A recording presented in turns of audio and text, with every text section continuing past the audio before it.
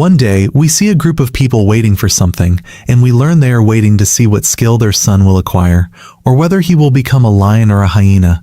The important thing is that this son is the hero of our story. We discover that the children in this world gain different skills when they reach the age of 10, like our hero whose name is Arel. These skills are based on the class that appears to them, meaning whether it's a blacksmith, an adventurer, or even a wizard. Finally, the day of the festival comes and the children acquire different and distinguished classes like their parents, until it's our hero's turn. His whole family encourages him. Even the people present say he should get a legendary superclass, even more than his parents. This is because his mother is a warrior and his father is a wizard, meaning this kid is like a Fortica. There's no one else like him. And as they say, the boy hears these two words from here and his eyes see nothing but. The man examines says, "Oh Marcus, son of the reversed one, what brought you here? You have no classes, no skills, and don't be sad, of course." The boy was shocked and his sister and mother kept crying, but our hero Marcus is in another world busy grinding and doesn't have time for that. After that, his father, oh, they are sitting and letting their son, the Marcus, train in combat. Of course they keep saying to him, "Oh son, we don't want you to be like this. You are even less than us and a burden on us, but if we could get another child we would." So he tells them, "I will keep training and never give up." What makes matters worse is that his sister comes and says, "Don't worry, my brother, my dear, just listen to me and I will give you a good life, but what is this thing like Twinks?" Our hero, finally getting fed up, takes them to the negotiation table and tells them, "I will not give up because I have been training in combat since I was little, and even though the damn thing was eating me alive because of it, I now have some skills due to the hellish training I went through with it. That's why I won't be measured nor will I fall into the depths of the hobby due to frustration." Of course, his family tries to encourage him. They are about to dance from his words, but Arel leaves them and goes to get beaten up in the forest. And there he sees the kids who acquired combat skills without any effort or hardship. The kids, as soon as they see him, ask him, "You are useless, you are of no use, and your situation is hard even for an unbeliever. What brought you here with us?" Arel tells them, "I came to train, it's none of your business." The kids then mock him and say, "Train for what? We don't need all this trouble. We will try our new skills and that's it." And from the kids fighting each other, we learn that they gain the legendary swordsmanship skill, which will allow them to move the sword with great ease. Unlike our hero, he says to them, "I want you to know me, you too." The kids bully him and say, "You are useless, meaning we will finish you in a second." And Arel tells them with complete indifference that he has no problem fighting them both. So one of them says, "Okay, mister, I'll face you alone, but don't forget to activate the protection skill." And this, my friend, is a skill unlike the classes. They get it as soon as they are born, and it protects them from hidden injuries and protects them from serious blows.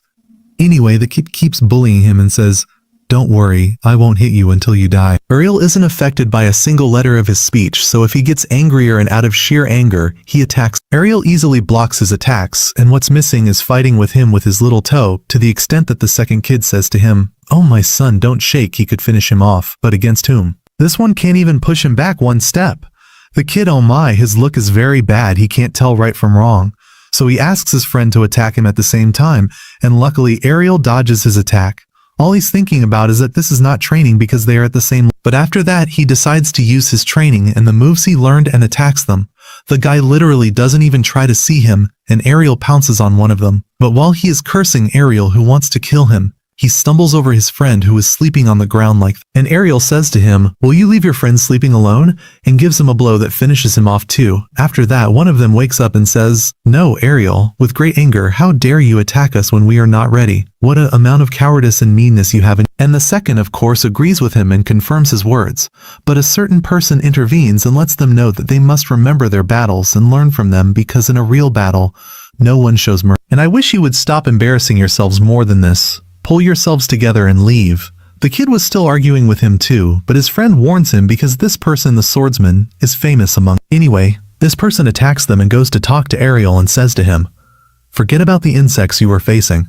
I want you to duel with me, and I will show you what real combat is." We learn from these kids that this boy is the son of the village security chief, and we learn that his father used to ask Arel's mother to fight monsters with him because of her strength. But the boy sees that Arel's mother is weak and not as strong as his father, which is why he is angry and wants to prove to everyone that his father is the strongest. So Arel says to him, "What's it to me, you idiot? You came to fight him because your father is weak? Anyway, my mother is the strongest warrior in the village."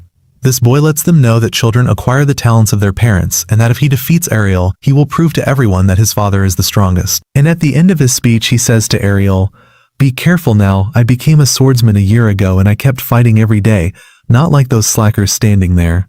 I kept striving and learning from my father until I reached this level with which I will defeat you. And Arel says to him, it's clear from your words that you love your father very much and also respect him, meaning your grandfather, your diligence and all. But this only came to you, my friend, my buddy, my man. People, my mother grabbed me and deprived me of well-being until she taught me combat. And a guy like you, who just learned a year ago, won't defeat me. And at that moment, the battle between them begins and fiery clashes in the two are fighting very professionally.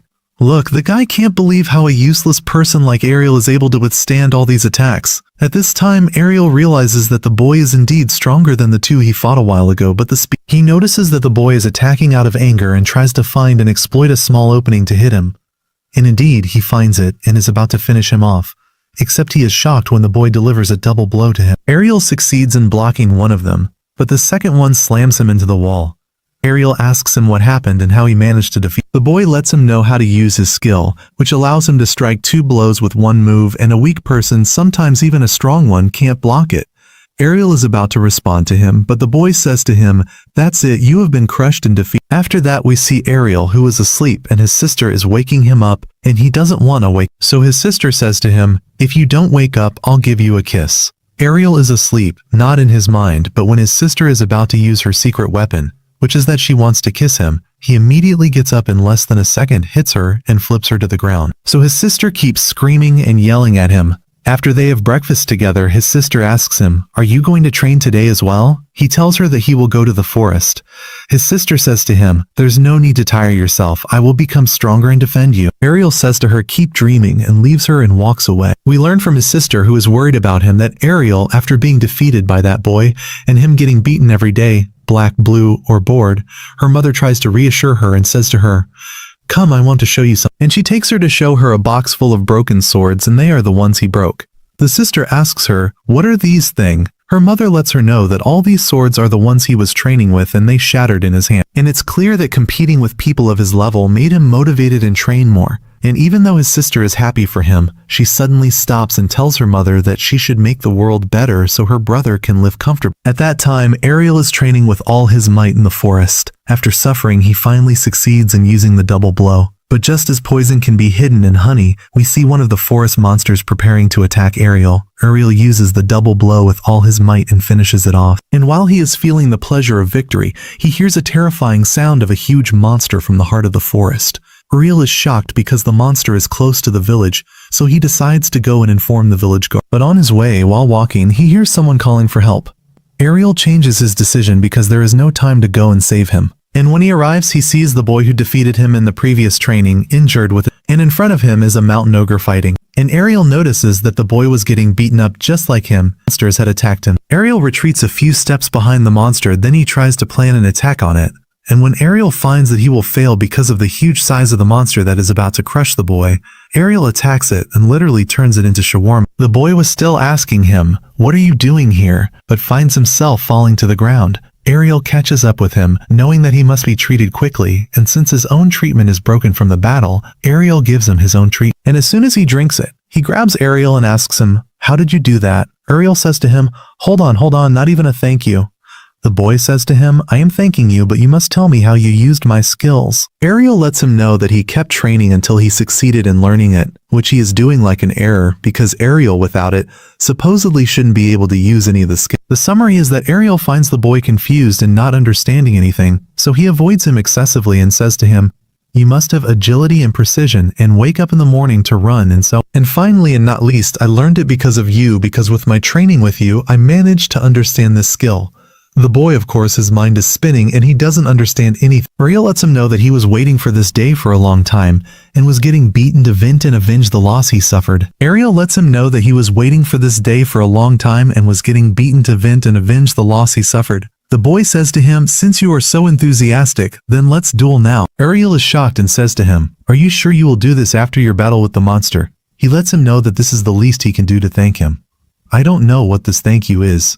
and thus we confirm that this world is literally running on its back. At this time, the two of them prepare for battle and use the same skill against each other, and the surprise is that Arel turns the double blow into a triple blow and hits the boy with it. The boy is amazed and says to him, "Oh my father, how are you like this? You tough guy, how are you so awesome?" Arel lets him know that this move is not a skill he has, but rather he acquired it through his training, and thus he can add to it and modify it as he pleases. The boy can't believe it and keeps insisting that Arel is a useless good-for-nothing kid, and he must be using something to deceive him with it. And after a long, extensive argument without any benefit, the two of them prepare to deliver one blow that will determine the loser and the winner between them, the two of them. And indeed, the attack begins, and Arel with his triple blow makes the boy stick to the ground. After that he says, "Today the roles have been reversed and you have been defeated by me." So the boy asks him, "How did you get this strength? You must have been deceiving me in our first battle and didn't use all your strength." Arel lets him know that he was using all his strength, but he managed to become stronger and faster through training. The boy can't bear it and says, "Oh Ardan, you strive with your eyes," out of sheer embarrassment. Arel, who returned the insult multiplied, leaves him and walks away after literally teaching him a lesson. A few days later, we see Arel and his family sitting, and in a gossip session, his mother says to them, "I heard that the boy, the son of the village security chief, traveled and went to the city of Barcel, which, God knows its story, I don't know anything." And he asks his mother, "What is this city of Bars, Mom?" His mother tells him that it is famous by the name City of Swords and that she worked in a guild there when she was young, and there she kept fighting and enjoying her time with her friends until she met, luckily, her husband and married him. Arel hears this from his mother and decides that he wants to go to this city and prove himself to the world. A journey, riding a carriage, heading to the city of Bregia. The carriage driver starts talking to them, letting them know that as soon as they pass that hill, they'll be able to reach the city. It turns out that this man and woman are duelists and are very excited to get there, and not from any ordinary class but from the advanced class. This girl says to him, "I'm telling you, boss, since we're both from the same class, what do you think about us teaming up to form an awesome team?" But he says to her, "Get lost. I don't like forming teams or dealing with people, whether they're cool or not at all." She says to me, "Master, what is this dirty talk you're saying? Do you know that I use the sword in my duels? So it's natural that I have to move quickly, and these are the most suitable clothes for me." And look, these two are just about to start arguing with each other. The carriage owner says to them, "Calm down, guys. I know you're both awesome, and that's why I want to see your skills right now." He says because a pack of orcs is blocking their path and they must deal with them to continue their journey. These two, who were acting all high and mighty, thinking they were so awesome, the moment they see those orcs, they're about to lose it. There is a very large one among them, and he is the Orc King. Damn, I'm talking to the carriage driver, saying to him, "Are you foolish, master? You want the two of us to handle this pack? You want a full team?" Then we see one of the passengers grabs the hand of this duelist and says, "Please, you must protect us." But he says, "By God, are you foolish? Protect who? I can barely protect myself." This waiter gets up, exposes him, approaches me, leaves the carriage, and bolts from the place. This righteous girl approaches and says, "I am not prepared to risk my life for some scum like you." As for the carriage driver and the residents, it's also clear that we must flee. But suddenly he is surprised that the person who was riding in the back of the carriage also gets off. He starts advancing with steady steps towards the orcs and says to them, "You're being foolish, my son. Where are you going? Come here, come back." But this righteous boy isn't interested in his words and decides to head towards those orcs at full speed. Yes, my friend, exactly as you expected, this is Arel. He starts pouncing on those orcs and takes them out one after another. As for those riding in the carriage, when they see what's happening, they are astonished because the boy suddenly disappears in another place. The carriage driver can recognize the skill that Arel is using. It's called the lunge skill, and indeed it is an exceptional skill, and not just anyone can use it. But once you're surrounded, it won't have any use, just as he predicted. Suddenly, we see the orcs manage to surround Arel from everywhere. He is waiting, wanting to see what this paper can do exactly with the orcs surrounding him. And if you think this is the end for Arel, you're wrong, my friend. Because when they pounce on him at once, he can use one of his skills through which he can eliminate all the orcs around him. Those sitting in the carriage are amazed and can't believe what they're seeing, especially the driver, because he can recognize the skill as the one who created it is the Sword Princess herself. Through it, you can defend and attack at the same moment, and its name is the Victory Dance. But to my knowledge, this skill is restricted to girls only. This makes him have many questions, and how did this boy manage to learn it? Anyway, let's return to Arel, who is about to face the Orc King himself. After he manages to dodge his attack, he is about to land on his throat and literally pierces it with his sword. With this, Arel managed to eliminate the entire orc pack by himself. This makes the three of them extremely happy because this righteous boy managed to eliminate all the orcs by himself. After that, we see Arel approaches the carriage owner and says, "I think the problem is solved now. Let's continue our journey because I want to go to the City of Swords and start training there to become awesome. The carriage driver says to him, wait a second, aren't you sure that you yourself are already awesome? And this young boy suddenly appears like a nuisance and starts talking to Arel, asking him about the skill he possesses. As for Arel, he lets them know that his story is he doesn't have any skills. Everyone is utterly shocked, even though he is awesome. And to know how Arel managed to acquire all these skills, we must go back 5 years. The day is eventful. After Arel manages to master the sword-splitting skill, he tries to show it to his mother. The first time she sees it, she is amazed and says, wait a second, did I imagine that you're able to use the splitting skill, or what is this talk? He says to her, no lady, you weren't dreaming. I actually performed the skill in front of me. His mother then starts to feel guilty because she thinks everything happening is just illusions. It's clear until now I can't accept that Arel actually has no skills, and that's why I started imagining things. Arel silences her and says to her, what is this drama you're in? I actually learned the skill. And he tells her, yes, it took me some solid training, but in the end, I managed to invent the skill with my own abilities. I learned that skill. So all I want now is to start inventing all the skills you can use. After I master all your skills, I want to test them in the City of Swordsmen. She is standing in front of him, utterly bewildered, and doesn't understand what he's saying exactly.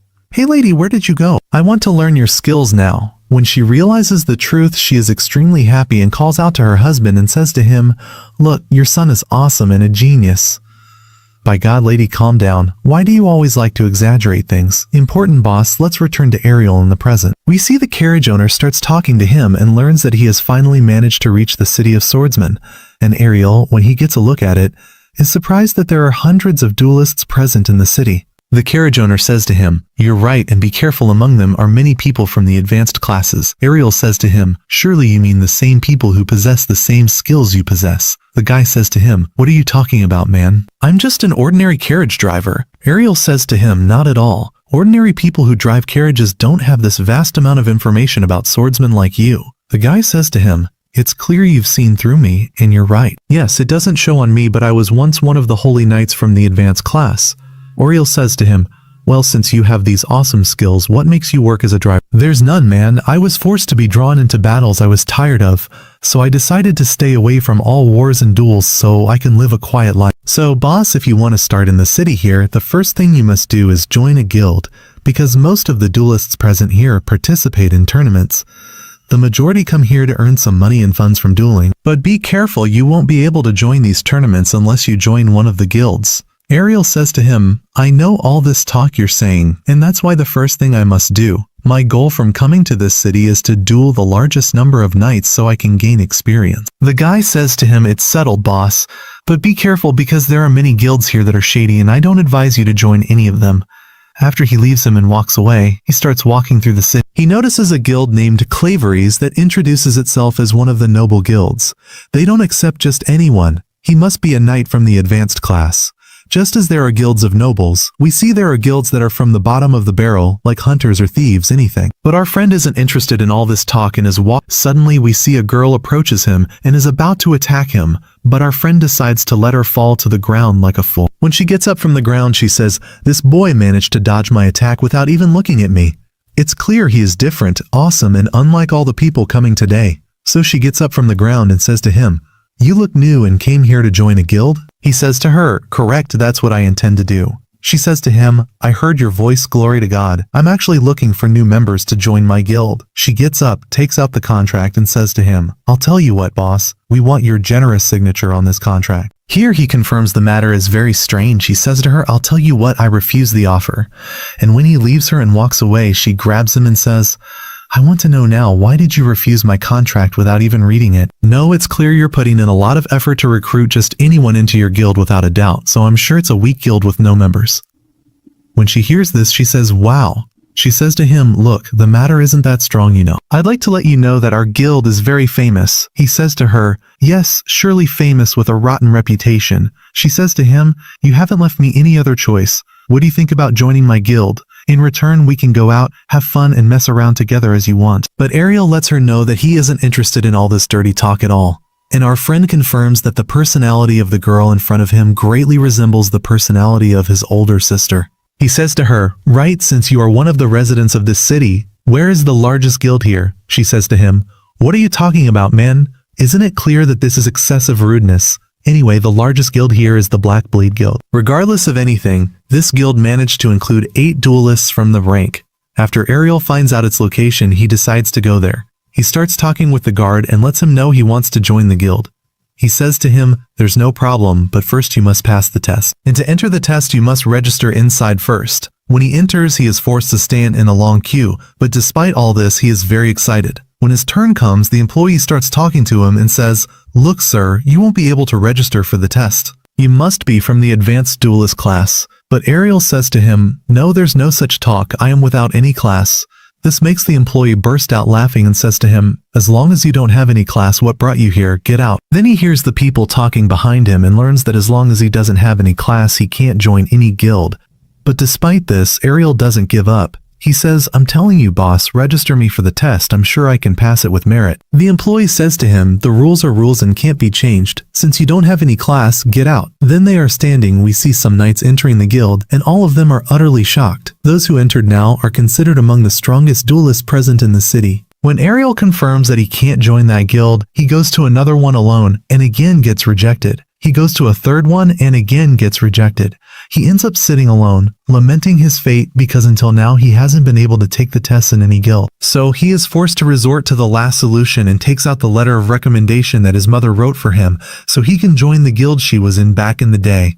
And here he confirms that his mother wasn't exaggerating and was right when she wrote him this letter. So he goes to the address written on the letter. He is sitting minding his own business when we see the same girl steps on his head and says to him, "As I expected, you still haven't managed to join any guild. Why don't you stop all this nonsense and hassle you're going through and join my guild right away?" He says to her, "Wow, it seems you still haven't lost hope. Since you have free time, why don't you go look for someone else?" So he decides to brush her off and go to his mother's old team. This girl is behind him, following him, and says to him, "Look, I'll talk to you with complete honesty. My guild lacks members and could collapse at any moment. But if you join us, we might solve that problem." To the point that she starts begging him. Despite all these pleas, Arel is refusing to discuss it with her. She says to him, "What is this stubbornness you're in? In this situation, look, I'm willing to do anything you ask of me in return for you joining my guild." But when she raises her head, she is surprised that he isn't even in the place anymore. He left her and bolted, but despite all these insults, she decides not to give up and that she must get him to join her team at any cost. It's clear this girl has no dignity. As for Arel, he continues walking to the address on the paper until he reaches where the place is supposed to be. At the same time, we see the same sticky girl arise there. She says, "I'll tell you what, why don't you come take a look at our place?" Then Arel says to her, "Lady, get away from me for God's sake. If you have time to waste, find someone else to waste it with." She says to him, "Man, don't stop. The place is close. Look, there it is." He is surprised that the building belonging to her guild is huge. She says to him, "Didn't I tell you, master? By the way, our guild was very famous in the past. Well, why do you still not have any members if you were famous?" She says to him, "In truth, I won't hide anything from you. Yes, we had a glorious past, but our guild is considered the weakest guild at the present time. And what I'm sure of is that I will make the Dragon Fang Guild, under the leadership of the Dragon King, become awesome." Arel, when he hears the name of this guild, starts remembering his mother's words. She told him that the guild she was part of back in the day was the Dragon Fang Guild. So it turns out the recommendation he has now has become useless, and he is forced to go with her. When they enter inside, they meet the guild leader, who is drinking beer and singing until he notices them. The girl approaches him and says, "What are you doing, man? Didn't the doctor tell you before that you shouldn't drink beer while singing?" But he says to her, "Shut up, there's no such dirty talk." And Arel here notices that this guild leader's arm is cut. After that, we see this great guy starts talking to Arel. He says to him, "Look, this guild is on the verge of collapse, so don't waste your time with us and find another guild." After he leaves the room they are in, his daughter starts talking to Arel and lets him know that her father was one of the best duelists present here in the city. But after he lost his arm, his condition became as you see it now. And I think after you've seen all this, you will refuse to join us. But Arel shocks her and lets her know, "No, on the contrary, I want to join the guild." She says to him, "What are you talking about, man? Wait, are you sure of what you're saying? If I had found any other guild, I wouldn't have joined you in the first place." Anyway, boss, we see they sit together and sign the contract. After she takes it from him, she starts reading his data and learns that his name is Arel. As for his special class, she says to him, "Wow, wait a second, where's your class, my—" "No, exactly as you read, I don't have any class or any skill," she says to him. "Stop joking, master. No, there's no such talk, of course. But he confirms this talk to her and shows her his ID card which has no skills listed. She says, huh? And after that she gets up holding the sword and says to him, so you're the son of a, you've been bothering me all morning and you don't even have any skills? Are you foolish, master, or are you foolish? What is this dirty talk? And the master, she starts crying. We see a girl enters on them and starts saying to her, what's wrong, girl? Why are you crying? Why? By the way, boss, this girl's name is Rainer. She runs to him and says, finally, we managed to get a new member, but unfortunately he doesn't have any class. When she hears this, she is wronged and says, without any class. Don't let it be what I'm thinking. Don't let it be what I'm thinking. When she looks at Arel, she confirms that he is indeed the same person. She is amazed by this talk and says to him, you know me? No offense. She says to him, wow, you managed to forget me, bro. We're from the same town, isn't that right? Not only that, we dueled a lot together before. Arel starts focusing on her and says to her, no, I haven't seen this face before, but I remember I used to duel someone with red hair like you. No, I'm sure I am the person with the beauty you see now, of course. This girl, when she hears this, is extremely embarrassed. Anyway, this girl starts thinking to herself that she is the daughter of the captain of the city guard where they used to live. My friend, this is Madiha, who was with us in the last episode. Friend, she has developed and be beautiful as the world. Arel says to her, I thought you were a boy, your hair was short, and also you've grown up, haven't you? She says to him, well, naturally, the last time you saw me was 5 years ago. Rainer starts talking to him and says to her, wait a second, do you mean the awesome boy who had no skills back then managed to defeat you? Is this the same person? Madiha says to her, correct, this is him in the Madiha starts talking to Arel and says, look, don't let it get to your head that you managed to beat me 5 years ago. I'd like to let you know that I trained a hell of a lot and managed to increase my strength. And you being here now is the best opportunity for me to settle the score with you. And since there's a training ground downstairs right now, let's go train together. Indeed, after a few moments, we see they arrive at the training grounds. He is surprised by it because it is large. Anyway, after that, we see the two go down to the training grounds and start preparing for the fight. Uber! As soon as the duel begins, Madiha, the owner of the trouble, attacks him with the sword-splitting skill. He says to himself, it's clear that nothing has changed from 5 years ago, because this is the same technique she used before. This makes him feel a bit confident in himself, and he tries to block it as usual with the same skill. But here comes the shock for him. He can't block the skill and gets hit by it. So he starts talking to her. He says, I don't understand anything. What exactly happened? Madiha says, didn't I tell you before that I'm stronger than the version you met 5 years ago?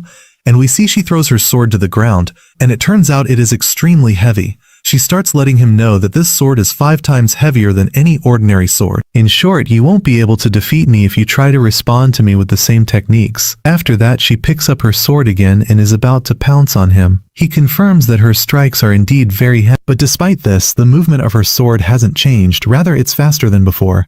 If he continues to block her attacks, without a doubt his sword will break, and he will be defeated by her. So he tries to distance himself from her and says to her, it's clear you've revealed your trump card, that's all you have, so I'm not forced now to block your skills. Madiha isn't interested in his talk and tries to pounce on him. The moment she gets the chance to attack him directly, she doesn't hesitate for a single moment. Here comes the shock for her. He disappears from in front of her. In a few moments, he appears from behind her and hits her on the head. This makes Madiha surprised and she says to him, wait a second, you're supposed to be injured. How did you manage to disappear from in front of me? He starts letting her know that the skill he used is called the shadow skill. This makes her shocked because this skill is very rare for anyone to be able to use it at all. But despite this, she tries to attack him again with all her strength.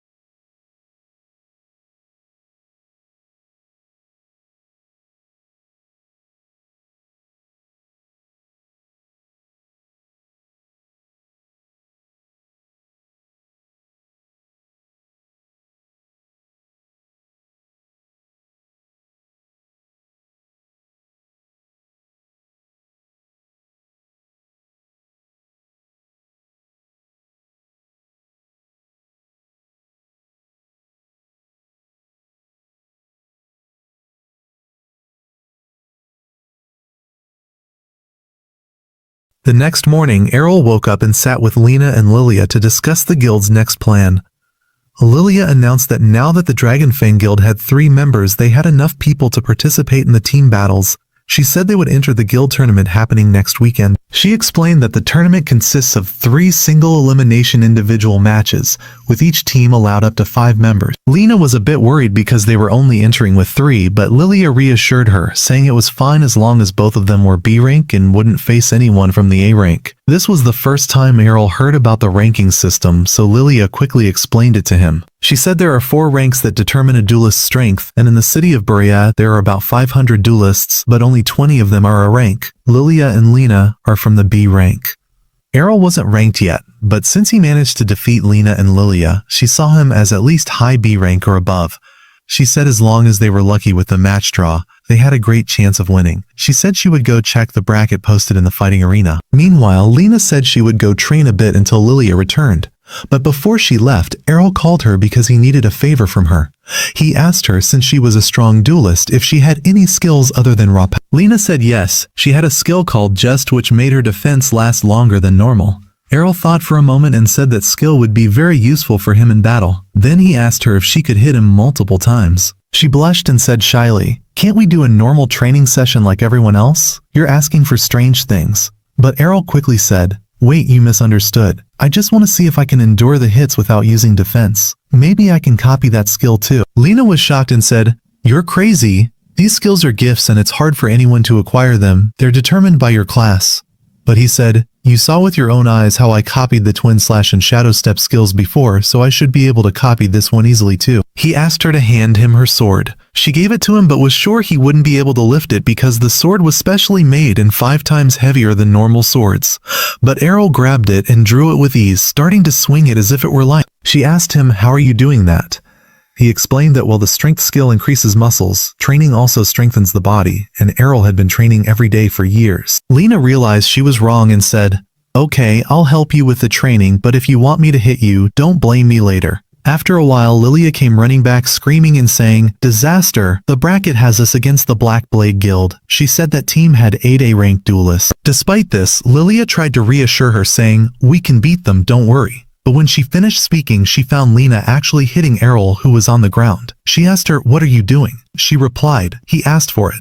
The funny thing was Arel was covered in bruises, but then he stood up and said very calmly, "Since I got beaten up, what's for lunch?" Finally, the day of the tournament arrived. When they arrived, they heard people talking saying, "What a shame, Team Dragon Fang against Black Blade," and of course people refused to bet on them because they knew they would lose. Everyone was cheering for Team Black Blade. Lilia got very angry and said, "How can these people see us as so weak?"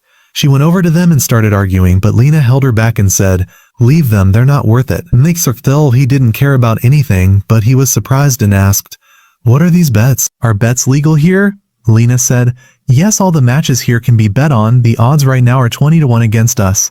Lilia got angry again and said, "That means no one expects us to win, but if we win, what of money?" She said she had taken a new loan and mortgaged the guild building to bet on themselves. Arel then began to understand why the guild was drowning in debt. Suddenly, they heard laughter behind them. They turned and saw George, the leader of the Black Blade Guild, standing there laughing sarcastically. He said, "I came to wish you good luck here," and continued, "It's a pity to see a guild that was once our rival end up like this." He also said, "I heard you recruited that useless guy you have." Lilia replied angrily, "It's none of your business," but he said, "I was the one who arranged the bracket myself because I wanted to see you collapse with my own eyes." She said, "You're cheating, you manipulated the result." He said, "Consider it a favor because you'll get to see what it's like to face a famous guild like." He told her, "Forget about being able to beat us." After a while, the main event began. Arel and his team entered the arena and looked at the list of Black Blade opponents. They were surprised that their leader wasn't participating. Arel was surprised and said, "Maybe they're looking down on us." But Lilia said no, because those entering are all among their strongest duelists and all are a rank. Arel got very excited and said, "Great, with this situation I'll be able to discover and see new skills." But Lilia said, "This isn't a picnic, Gene. The fate of the entire guild is being decided here." The match began. The announcer announced a fighter from Black Blade named Gio. When it came to announcing a Dragon Fang fighter, she paused for a moment and said, "Arel the classless." This was of course because she didn't know his rank. The entire audience started murmuring, not believing that an unranked person could enter and participate in the tournament. Gio laughed sarcastically and said, How can I waste my time with someone like him? And immediately began his attack. He immediately used the speed skill and charged at Arel, hitting him in the chest, but what he found was just an afterimage. Arel used the fade skill, making him see an illusion. Gio quickly analyzed the situation and thought Arel could use 3 shadow clones, but unfortunately, his calculations were wrong. After Gio managed to destroy the 3 clones, he lowered his defense, and at that moment, Arel seized the opportunity, attacked him, delivered a blow, and managed to defeat him. The entire audience, of course, exploded in amaze. Lilia and Lena were very happy, but Lena was still shocked and said, "Impossible, how could he defeat him so easily?" But our hero Arel was thinking about something else entirely and was sad that he didn't fully understand how Gio's thrust skill. The second match was against a duelist wielding 2 swords. When he began to attack him with his swords, Arel successfully parried his attack with ease and countered with a twin slash that sent him flying. And so Arel managed to win 2 matches in a row. The third was a very strong bare-fisted fighter. The match was very fierce and intense from the start. The fighter tried to surprise Arel and kick him with his leg, but Arel managed to disappear and dodge his attack. At that moment, the fighter was amazed at how he could disappear so quick. Suddenly, Arel appeared behind him and delivered a blow with the sword he had, managing to defeat him and knock him to the ground. Of course, Lena couldn't believe that Arel had defeated 3 A ranks alone, and Lilia began to dream that he might defeat all 5 by himself. In the next round, he faced a guy with a strong shield. Arel was superior in speed but couldn't break his defense because of his shield. The fighter began to accuse him of lying and said, "You must have a rank and are hiding it from us." "There's no one without a skill who can do all that you're doing," Arel replied. "All of this is thanks to my personal effort and training." But the fighter said, "Your words are nonsense. Effort never defeats anyone who has a..." Arel replied, "Well, if that's the case, then why are you losing now to a teenager like me who has no skill?" The fighter got very angry at his words and then their fight continued. The fighter tried to attack him with a strong blow with his shield, but Arel managed to parry it and delivered a strong kick, knocking the shield out of his hand. The fighter was shocked and felt terrified and said, "The kick you just did, I recognize." Arel laughed and said, "Well, that's natural. I copied it from the previous fighter." He kept hitting him with the same kick multiple times, and at that moment, the fighter felt defeated and said, "How could you copy it so easily?" "That kick requires continuous training and a very long time to master," he replied. "You're actually right. Some moves require a very long time, but this move, as soon as I saw it, I could copy it easily." Then Arel picked up the shield that was on the ground and used the same technique, hitting him with the shield, knocked him to the ground and managed to defeat him. And so Arel managed to achieve 4 consecutive victories without any defeat. We see the audience began to doubt and said, "He must be a fake. It's impossible for him to be unranked." So the judges decided to verify and contacted the Guild Association to get his official assessment. The announcer asked him, "Do you agree to show your card to the people?" He said, "Yes, no problem. The important thing is for people to calm down." She displayed the card on the screen and it was clearly written that he had no rank. The people fell silent and were shocked. Lilia said, "If I had known he was this strong, I would have bet all the money I had." Lena said to her, "You need a psychologist to stop this gambling you're doing." But she admitted that Arel's strength was truly supernatural. The last fighter from Black Blade entered the arena, and Arel felt that this man was completely different from the others. The fighter's name was Masamune. Just from his stance, Arel felt danger. Masamune said, "It's good that you felt the danger, that's why you were cautious and kept your distance from me." Masamune said, "I was planning to use my ultimate move to finish you off with one blow." And as soon as Arel heard the word ultimate move, he decided to take a risk and get closer to him. Then Masamune drew his sword with lightning speed and tried to behead him, but he was surprised that Arel had disappeared from in front of him, and he didn't know where he went. He looked around and found Arel behind him saying, "True, you're fast, but I trained under someone faster than you." He used his mother's skill called Storm Thrust and delivered many fast, consecutive blows and indeed succeeded in defeating him and knocking him to the ground. After that, Arel was announced as the winner. Lilia and Lena looked at each other, not believing that they had won without even moving from their spots. Lilia ran to him and wanted to hug him, but he moved quickly and dodged her, laughing and saying, "My sister used to surprise me with the same move." He looked at Lena and saw she had opened her arms as if she was going to hug him, but when she realized, her face turned red and she said, "Sorry, I got carried away a little." He said to her laughing, "It's okay, I didn't mind you hugging me, but I wish you had taken off your armor so I'd be more comfortable." In the stands, we see George was looking at them celebrating, his face red with anger, of course. He said in a voice, "I won't let you get away with this, Arel. You'll pay the price for this defeat very soon." At night, we see the 3 of them celebrating the victory. Lilia was happy, saying, "There's nothing better than celebrating after a win." Arel was surprised when he saw her drinking and said to her, Can you drink? But Lena was holding juice and kept laughing at him. Then Lilia approached Arel and boldly asked him to marry her. Arel immediately refused outright and without any hesitation. Lilia said jokingly, "Are you shy or what?" He replied calmly, "No, not at all, but I never thought about being with you ever." She replied, "What a pity. If you had married me, I would have fulfilled everything you wanted." He replied to her, "If I ever think about getting married, I'll marry someone like Lena." Lilia was shocked and Lena's face turned red with embarrassment. In a flustered voice she said to him, "You should have humored her instead of embarrassing her." Arel asked her calmly, "Why do you think I would humor people?" Lena replied, embarrassed, "Because people say I'm like a man because I'm always training." Arel said to her frankly, "I actually used to think that too before." Lena was startled and said, "Am I that bad or what?" But he said, "No, I don't mean that at all." But Lena said, "It's fine. My whole focus is on becoming the strongest duelist and I don't have time to dress up and be like other girls." At that moment Lilia got very upset and decided to tease Arel, and of course her style bothered Lena a lot, and she kept yelling at her, embarrassed, and asked Arel to come and continue training with her. Arel immediately agreed and went with her so they wouldn't argue. During training, Lena was hitting Arel hard so he could help himself learn a new skill. At that time, we see Rude, Lilia's father, entered after hearing the sound of their fighting. He didn't know they had won the tournament and said to them, "What is this chaos? Are you venting your anger because you lost?" Lilia replied, "We didn't lose, we managed to beat the Black Blade team." Rude was surprised and said, "They must have sent you beginners." But when he found out that all their opponents were from the A rank and that Arel, who was classless, managed to defeat them alone, he began to realize that this kid was really not ordinary. But even after this news, Rude wasn't optimistic and said, "The big guilds will surely snatch him away soon. At that time we'll be lost again." Lilia said to him confidently, "Don't worry, I have a genius plan to make him stay with us forever and never leave. And the plan is for him to marry me." And before her father could respond, Arel said coldly, "I never promised her anything like that, and your daughter is foolish and says anything." When Lilia heard this, she was upset and her heart was broken. But Arel at the same time said to Rude, "Why are you so desperate in your life? I want you to fight to the end like your daughter, and if you can't, then just cut off your other hand and be done with it." Rude got very angry and said, "Since I lost my arm, I'm no longer a duelist." "A sword fighter without a sword is worthless," Arel replied. "I don't have a rank either, but I never gave up and became a duelist through effort and continuous training." Rude didn't reply to him at that time and left silently. But Arel didn't care about him and talked with the girls about how they could restore Rude's enthusiasm to fight again. Arel said, "I wished I could train with him one day and learn his skills, but unfortunately that's not possible now." Lilia suggested, "Why don't you go down to the dungeon beneath the city? Then you'll be able to learn new skills there." Lena immediately agreed because she needed more training before the Sword King tournament. Arel asked, "What tournament is that?" Lena explained, "It's the biggest tournament in the City of Swords which determines the strongest duelist in the kingdom." Lilia said, "I knew you would participate, so I prepared a participation form for you." Arel took the paper and, with utter coldness, tore it in half. But the paper she had given him wasn't a participation form.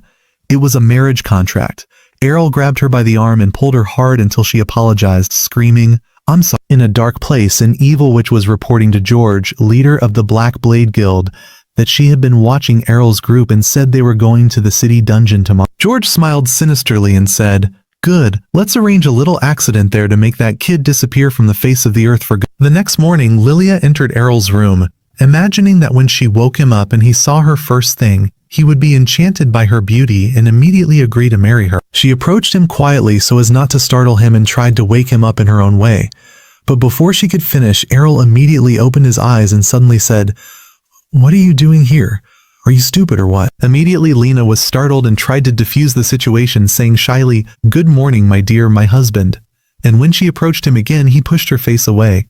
Lilia screamed and said, "Why are you so cruel to me?" He said, "You're the crazy and stupid one." She said angrily, "If you married me, you would live the happiest days of your life." So he grabbed her, tied her hands to the bed, and left her there so his nerves could relax a bit from the headache she caused. After that, the three went to the dungeon entrance. Arel was surprised by the huge crowd there. Lena told him it was because the Sword King tournament was approaching and all adventurers were going down to train. There was a long line at the magic teleportation circles. Lilia explained that these magic circles allow people to return to any floor they have reached before instantly, but they cannot be used for a new floor. She said she had reached floor 12, and Lena had reached floor 14. Arel said, Great, I'll go with Lena to floor 14 immediately. Lilia immediately corrected him. No, smart guy, the magic won't teleport you except to the floors you've reached yourself first. Then she said excitedly, I'll take you with me myself, my dear. But Arel stopped her and said, No, Lena must come with. Lena here was shocked that Arel insisted on taking her with them. When they entered, they found armored knights moving on their own. Arel and Lena drew their swords immediately. One of these knights attacked him and he quickly parried the blow, but the second one attacked from behind immediately. Arel immediately jumped back, surprised by his speed despite the heavy armor, and immediately cut its neck with his sword. But the armored knight began to move, and it was as if nothing had happened. Lena was fighting the second one and said to him, These armors don't have souls, they're just empty armors animated by the dungeon's magic. Arel focused on its leg and hit it, so the knight immediately fell to the ground. Lena also finished off the knight she was fighting and said to him, Be careful, these knights regenerate after a while. Arel then smiled and was happy, saying this was the perfect training to improve their skill. Lilia came in teasing them after they finished fighting and said, Was the fight that hard for you heroes? Arel replied, But you didn't help us at all. Then he asked her, What's your rank? She said proudly, I am a duelist or rank. How about becoming my disciple and I'll teach you? He said, I don't need to learn from you because my mother was a sword duelist and her rank was higher than yours. Lilia was shocked by his words and said, What do you mean? Do you mean I'm a failure? He said, I don't mean that, of course, but your presence with us is completely unnecessary. Then they continued on their way. While walking, they heard a scream from afar. They ran towards the sound and found a boy fallen in a pool of blood, saying he was caught in a trap and his friends were hurt. Lena said, We must help him and get him to a safe place. But the boy said, No, please help my friends first. Lena immediately agreed and said, Okay, let's go in and help them. But before they entered, Lilia stopped them and said, Wait a minute, we're not helping anyone for free. He has to pay. The boy said, I've seen you before in an interview. Lilia remembered he was talking about an interview where she was dressed nicely, but the boy had seen her in a news report talking about her failed guild and asked her later, You like money, right? She replied, Of course. He gave her a lot of money, and she immediately agreed. Arel said this boy had something wrong, but Lilia said, It doesn't matter, the important thing is the money is real. Let's go. They kept following the boy. Arel noticed the boy was bleeding but standing and walking normally, which wasn't natural because someone whose defense magic is depleted should fall. He thought to himself, This must be an act, but let's keep following this boy and see what the end is. They reached a door to a room full of blood, but there was no trace of any bodies, only a gold coin in the middle. Lilia, like a fool, rushed to take it immediately, and as soon as she touched it, a magic circle activated. Everyone was surprised. The boy himself was pulled into the trap with them because the circle enlarged and pulled them all in. They were all transported to a strange place underground. Lena said fearfully, This place is deeper than floor 14 and there's no exit. The room was empty. The boy started screaming and crying, and when they asked him, he said, I was a pawn to bring you here so you would die. Suddenly a huge knight appeared from a magic gate. The boy immediately said, This is one of the Sword Kings. Before he could finish his words, they were surprised as the knight drew his sword and struck a powerful blow. But before the blow hit them, Arel pushed Lilia's head down to dodge the sword strike, which almost took the boy's head off and only cut his hair. Lena was shocked and said, What was that attack he just used? Arel replied, That's a very rare skill used by the Sword Kings. Suddenly we see the knight disappeared and appeared in front of Arel, delivering a strong blow that sent him into the wall. But thanks to his long training and high endurance, he managed to get up again and parry his blow, saying, I lost a bit of my defense energy. Then he tried to attack the knight, but the knight disappeared again. Arel said, He really has the legendary Sword King skills. Instead of being afraid, he became excited. This is a great chance to test myself against him. Everyone was shocked by his calmness, and he immediately charged at him and began fighting. The knight used the aura skill, making the pressure in the room immense. Everyone fell to their knees except Arel, who remembered his mother's training when she did this to him before, and at that time he could barely stand. But now he managed to resist it and attack. He hit the knight with the infinite shattering strike, breaking it into pieces. After the battle, Arel drank some holy water to recover. Lena and Lilia asked him how he knew the Sword King skills even though they had never seen them before. He told them he learned them from his mother, and that although she always used the Sword Princess style, in truth she was the Sword Queen herself. This was hard to believe, but Lena believed him because she knew he didn't lie about such things. She asked why his mother hid this. He said, My mother wasn't seeking fame or the spotlight, so she always hid the truth about herself.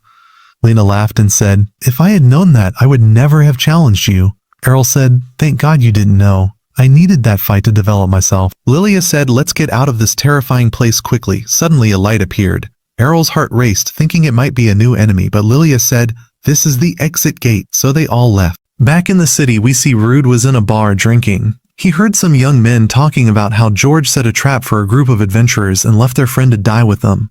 Rude heard the guild's name and went crazy when he understood they were talking about his daughter. He rushed to them quickly, grabbed them and broke the table saying, "What is this talk?" And before he hit them, George appeared with a sinister smile and said, "I wanted to give you some bad news." He said your daughter and her friends died in the dungeon. Rude screamed at the top of his voice and said, "Haven't you had enough? You took my arm and now you want to take my daughter too?" He fell to his knees, calling her name, and suddenly Arel and the girls entered. Everyone froze. Lilia said, "We're alive, you traitor." George, of course, was shocked and said, "How did you survive?" She said, "Thanks to Arel, we defeated a sword king and came back. And we also got a confession from the boy who tricked us that George was behind the whole trap." George began to get nervous when he remembered they had discovered him, but then he remembered that there are no laws governing the dungeon, meaning no one could arrest or punish him for what he did there. He left the place with full confidence and said, "There's nothing you can do against." As soon as he returned home, he was very upset and angry and started breaking everything in his room, saying, "I was the strongest one after I got rid of Rude and Arel's mother, and now I'm being rivaled by a boy with no rank." He couldn't believe a young boy like Arel had become stronger than him. Suddenly he heard a strange voice coming from the sword in the room. The sword began to speak and said it could grant his wish if he freed it from its restraints. It began to introduce itself saying, "I am the enraged sword. Koruo, let me help you so you can get your revenge." We continue our story, and the next day we see Lena and Lilia sitting in the hall. Lilia looks very worried about the preliminary schedule for the tournament matches and has just discovered that she will face Arel, so there is no hope for her to reach the finals now at all. Farrell told her not to be so upset because her chances of winning the tournament were weak from the start anyway, and that's because her level is low. But his words didn't make her feel better at all. Lena, fortunately, is not in the same group as Arel in the qualifiers, but she will still face very tough opponents, so she must do everything she can to pass these qualifiers. Lilia said she intends to put in all her effort, even though she knows she could never beat Arel from the start. So, that's why she said she would go down to the dungeon now to continue training. She asked Arel to come with her to protect her if any danger occurred, but he didn't want to go down to the dungeon again.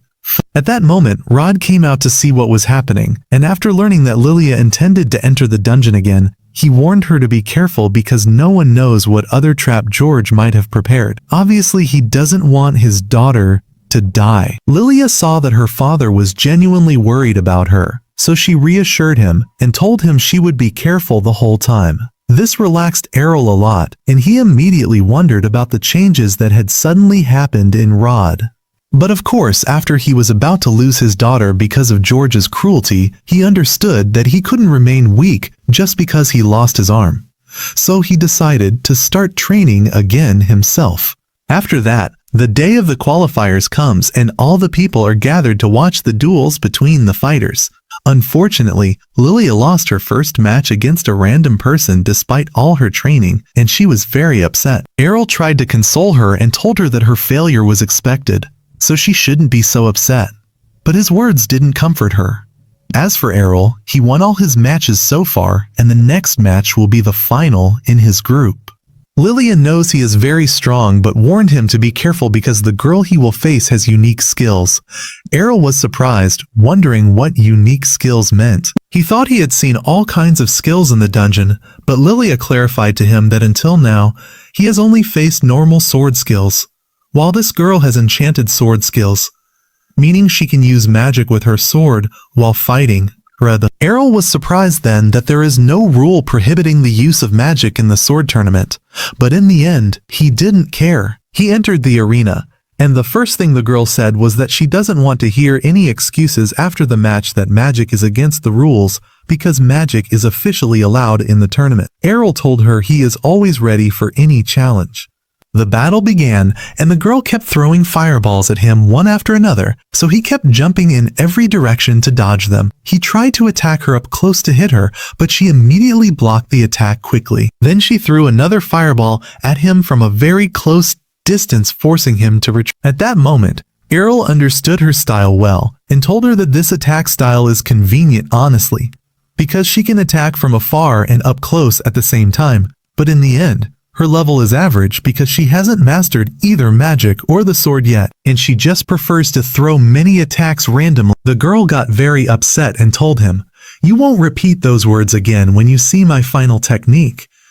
The girl immediately used magic to envelop her sword in fire, and this scene attracted the audience's attention because it is a very rare move. She started hitting him with waves of fire, and Arel was fascinated because her movements were unpredictable and also hard for him to predict.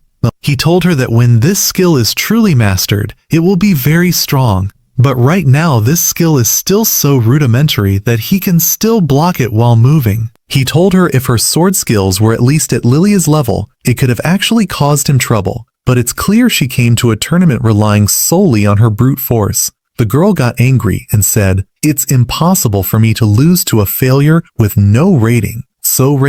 But at that moment, Arel used the dual sword strike skill and extinguished the fire on her sword.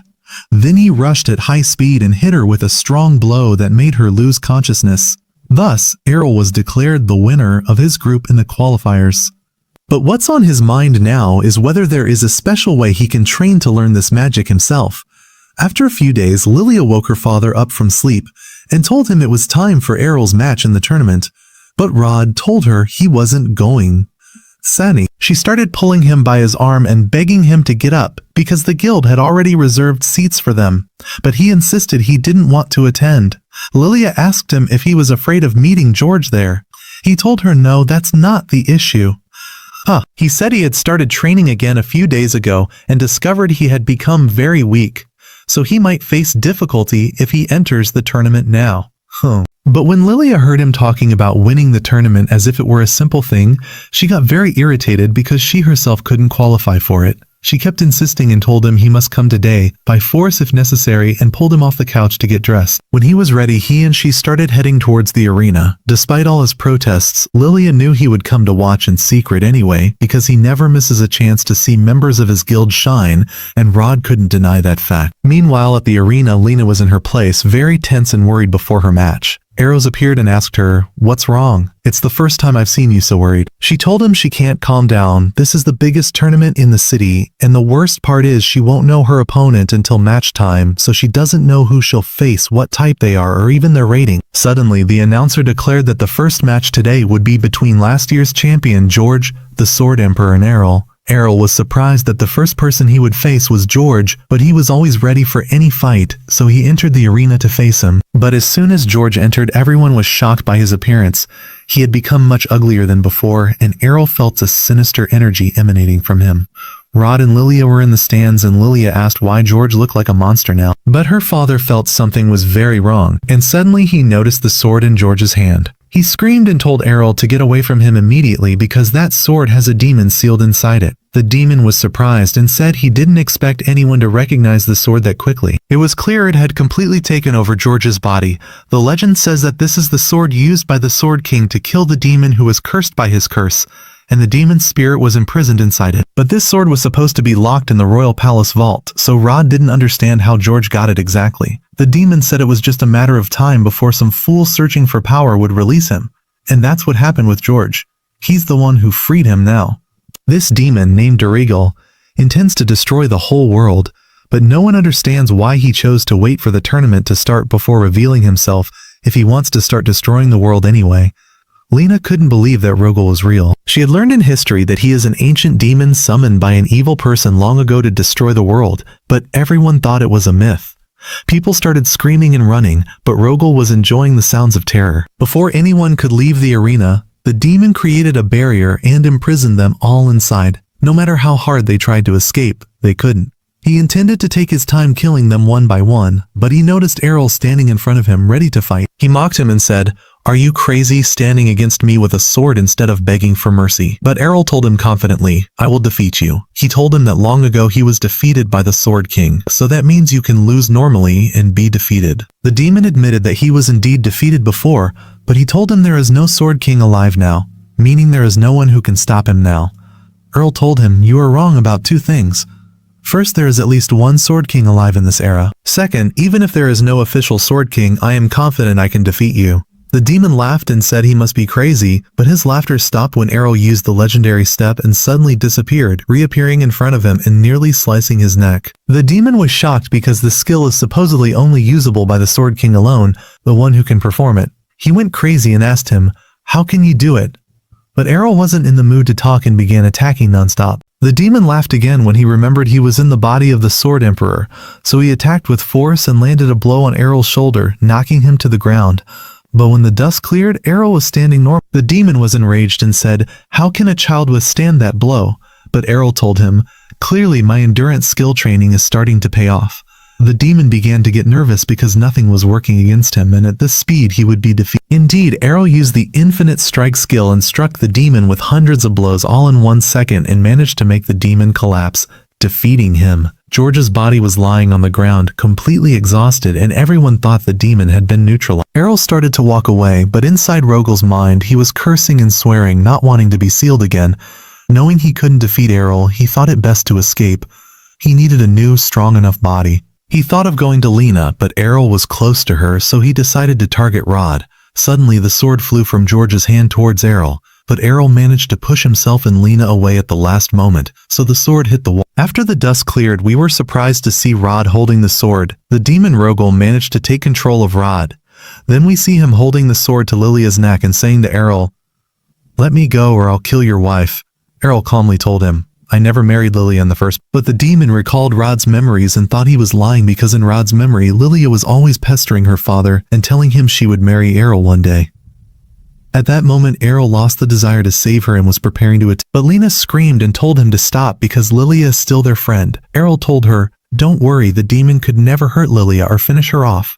When the demon heard him saying he couldn't hurt her, he told him, "Fine, I agree with what you're saying. Now wait and see for yourself." He tried to move his arm to cut Lilia's neck, but his arm refused to move. Rod was still conscious inside his body and would never allow himself to kill his daughter with his own hand, so he began fighting the demon inside him to expel him. The demon offered Rod a deal, saying, "I will give you the power you want to regain your former glory if you let me take control." If this offer had come long ago, Rod might have agreed, but now thanks to Arel, he understood that anything is possible through hard work and training, and he doesn't need a demon's power to return to his former level. He regained control of his body and threw the sword towards Arel. Immediately, Arel struck the sword, splitting it in two, but he felt it wasn't enough to destroy Rogel and eliminate the sword permanently. So he used the infinite strike technique, striking the sword tens of thousands of times, managing to break it into very small pieces, and succeeded in completely eliminating Rogel, making him disappear forever. The strange question here, honestly, that I don't understand is, if breaking the sword was enough to get rid of it, why were they carrying it and preserving it from the beginning in the first place? Of course, the audience Lilia and Lena were utterly shocked and amazed by his strength and how he managed to defeat the legendary demon Rogel and eliminate him so easily, saving them from him. And we continue our story, and after that, in the guild, we see that Rod succeeded in reigniting the passion for the sword again. With the fame that Arel brought to the guild, there were many applicants for him to train, and he was training them hard, yelling at them, telling them to stop relying only on skills and learn to defend themselves. The students were pleading, asking him to have mercy on them, saying they couldn't take any more. On the other hand, a student was hiding behind a nearby wall, and Lilia saw him, so she asked him why he was skipping, saying, "You and the group are supposed to be training." No. He told her that Rod is too violent in training, so he needed to rest a bit. Lilia admitted that her father had become very enthusiastic about the sword since he met Arel. The boy asked where Arel was as he hadn't appeared all day and no one had seen him. So, Lilia replied to him and said that Arel actually left the guild, and Lena left too because she went after him. Lilia was holding herself together, but she couldn't bear it and immediately broke down crying because she thought it was unfair for Arel to leave and abandon her, and this, of course, because we all know she loves him and wanted to be with him. As for Arel, he is now returning to his hometown. The driver was surprised that he managed to win the Sword King Cup after staying in the city for a short time. He asked him, "Are you sure you want to leave while you're at the peak of your fame?" Arel told him that there's nothing left for him to learn there, so it's pointless, and also, he wants to go back home to truly test his strength. And of course, he will test this strength against his mother, who taught him when he was young, and see if he can actually defeat her or not. In Arel's city, his mother was picking flowers in the garden. He tried to approach her without her sensing him, but she called out to him without looking in his direction and said she was happy about his return. She could tell he had become stronger and could sense his presence from meters away. When Arel told her he won the Sword King tournament, his mother was very happy because she had also won it when she was young. Just as he was about to request a spar to test his strength, she decided to show him her superiority. She dashed towards him at high speed, and he was surprised by her reaction and couldn't react in time. She was joking. If I had a sword instead of this flower, he would have been in big trouble, and that's why he wants to train with her again. She said she doesn't mind sparring, but if they do it now, they'll ruin the house, and said, "Let's go to the training grounds behind the mountain." Arel immediately agreed, happy. As soon as they arrived, she told him she was eager to see how far her son had come. Suddenly, she attacked him with a fast, strong step, but since he had seen her attack before, he was able to predict her move and managed to respond, raising his sword just in time to block her strike. Then Arel jumped into the air and used 2 different strikes against her, but she managed to block all those attacks before they reached her. She was happy that he managed to combine 2 skills. Arel asked her what she used to block, because he hadn't seen a blocking skill like that before.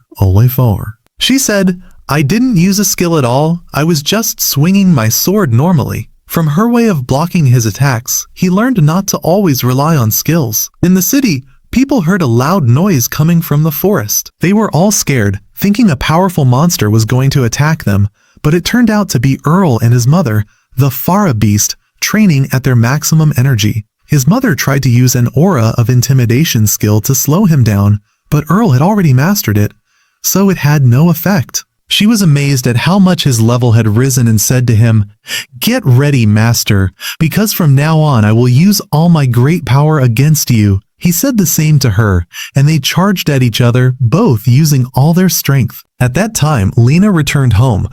She also didn't find anyone and thought it might be related to the noise she heard, but that wasn't important now.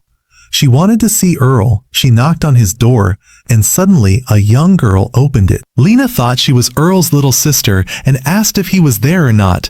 The girl looked at Lena and thought she was a beggar girl from her clothes and tried to close the door. Lena didn't understand why she was calling her a cow and wanted to close the door in her face. Lena held the door and said she wanted to talk to Arel. The girl refused and said, "Arel would never care about someone like you." At that moment, Arel and his mother returned, and his mother shouted at the little girl, saying, "We must respect the guests who come to us." The girl was happy when she saw Arel and ran to hug him. She asked why he and his mother looked so messed up. Farah said they were sparring and took it a bit too far. Arel's sister asked who won. Farah said that Arel was the one who defeated her. Lena was shocked at that moment and said, "Farah, the Sword Queen, loses to Arel." But Arel told her, "The reason I won against Farah is that she hasn't been at the peak of her level for years, after she stopped training for a long time." He didn't want to delude himself just because he beat her. Farah said to him, "Don't say it like that, as if she's just an old woman and that's it, no need anymore." He said to her, "You are still beautiful, and of course I would never call you an old woman." After that, they went in and sat at the table to talk. Farah wanted to ask about Arel's adventures in the Sword City, but she was more interested in knowing how he met Lena, because she loves romance stories. Arel said they were living together in the Sword City, and immediately his mother's face lit up with joy. But Lena clarified that they were in the same guild, and there's nothing between them, and "I wish you wouldn't misunderstand." Arel asked, "Why did you come suddenly like this?" She said to him, "I want to ask you, why did you leave the guild suddenly?" Arel was surprised because he was sure he submitted a formal resignation before leaving, meaning he didn't just run away. But Lena said, "I don't mean the procedures, you could have at least said goodbye to us before you left." Arel hadn't thought about that point at all. Farah cut them off, happy that he found a friend who cares about him so much that she would travel to ask about him. But Lena said that this is her country too, and she was returning anyway, and asking about Arel wasn't the only reason for her visit. After that, Lena kept begging Farah and asked her if she would accept her as a student. Farah wasn't expecting that request at that moment, and before she could respond, someone opened the door suddenly. The voice was Evans's. Evans entered looking for Farah and said he needed her help with an emergency situation regarding a terrifying sound coming from behind the mountain a while ago, and they needed to prepare in case it was a monster. Farah and Arel immediately understood that they were the cause. Farah, knowing she would be scolded if she told the truth, wrote that she had dealt with the monster and finished it off. Evans didn't ask many questions. The important thing was that the village was safe. After things calmed down, Evans noticed Lena and asked, "When did you return?" At first he didn't recognize her because her appearance had changed from when she was young, but when he saw her grown up, she reminded him of his deceased wife. He asked Lena what she was doing in Farah's house. Farah said that Lena is still a student who needs to learn everything about being a good wife for Arel. Evans burst into tears of joy. But Lena was shocked and immediately said, "I came to learn sword skills only." Farah said, "I have free time for both. I can teach you the sword and also wife lessons." Lena looked at Evans to calm Farah down, but she was surprised that he agreed too. After his wife's death, he was worried about Lena's future because he only knew how to teach her the sword, so of course he was happy that Farah would teach her some household matters. Farah then reassured him saying, "I will take care of Lena." Evans thanked her and said he would return to his work and leave Lena in Farah's care and asked Lena to do her best. Lena, of course, was sitting there not understanding how things turned so suddenly like this. All this time, Arel's father was in his office working on magic research, and he wasn't surprised when Arel entered because he heard all the noise. Arel asked him about the research news. He said he is very close to an important discovery that could be an ultimate technique if his hypothesis is correct. By the way, he asked him, "So you're back, and with a nice girl, huh?" Arel didn't deny it, but described her as beautiful more than nice, and more importantly, he came to talk to him about something. He said, "I defeated Farah in a spar and came to you now, so you can teach me magic." But his father replied and said, "It's impossible for you to learn magic. Forget about it." At that time, Farah was in the kitchen with Lena, trying of course to teach her cooking. Lena said she would try with all her effort, but she really doesn't know anything except using the sword. Listen. While she was using the knife to cut a cabbage, she hit the table with all her strength and immediately broke it. Lena apologized, and Farah said, "Don't worry, we'll start teaching you the basics from scratch, as if you don't know anything at all." After a while, Arel and Leon finished repairing the table. Arel, while arranging the tools, asked why he didn't use magic to fix it quickly. Leon said that Farah prefers working with her hands. "But since you want to see magic used, I won't refute your request for you." He held the broken mug and cast a spell to repair it, and indeed he managed to restore it easily as it was. After that, as they continued arranging things, his father said to Arel, "Don't set high hopes on magic. You tried to prove that even someone without a class can learn the sword, but magic needs a large mana pool, and training, unfortunately, doesn't increase mana, even if you trained for 100 years. Arel said, "Right, it's impossible for me to use magic without a lot of mana. But if I had a mana pool, could I use magic?" Leon said, "It's possible to learn spells even without a sorcerer class, as long as you have a mana pool, but most likely you don't have one. If you did, you would have accidentally performed some kind of magic before." Arel said he was sure he had a mana pool, because when he was in the summer city, he was consuming a lot of holy water. So Lilia brought him mysterious potions of mana pool replacement. Lena warned him not to drink them because they could be poison, but he thought if he drank poison, he might gain a poison-resistant skill and immediately drank it. In the end, it wasn't poison, and he felt something strange in his body and said it was very likely to be mana. And if that's true, his father saw that he could indeed learn magic, so he agreed to teach him. They started training immediately. He asked, "The last time you felt you actually had mana in your body?" When Arel confirmed he felt the mana, his father asked him to try to move it and concentrate it in one point. Arel tried, and in the end, nothing happened, and then a faint blue light appeared in his hand. His father was overjoyed. The light, even if simple, was proof that Arel indeed had mana. Even if the amount was small, it was enough that he could learn magic one day. Earl felt dizzy. That small light consumed all the mana he had, literally. His father told him that he must work on increasing his mana pool capacity before teaching him spells. But this work is very arduous and tiresome, and his father will try with him to teach him quickly. The next day, Earl went to the tool shop and left a pile of gold on the counter to buy all the mana potions they had. And from then on, he kept emptying and refilling his mana pool to increase its size. After 6 months, his mana pool grew enough for him to stabilize a mana ball, and his father congratulated him that he finally succeeded and told him that this is excellent work, but you still have a long way to go because the current mana pool is like that of a 10-year-old child. So 10-year-old child. He gave him a paper with a magical text and explained that normally with the sorcerer class, the spell scripture for the incantation automatically comes to your mind. But since Earl doesn't have the skills, he needs to memorize the scripture for every spell he wants to use, and this is, of course, very difficult. That's why Leon suggested he go to the Magic City to learn the basics there. But he must first learn how to control his mana to the minimum level allowed for entry into the Magic City. We see Lena beginning to learn household duties, and we see her pouring a cup of tea. She says, "I've been learning for 3 years now, and I've pretty much learned everything."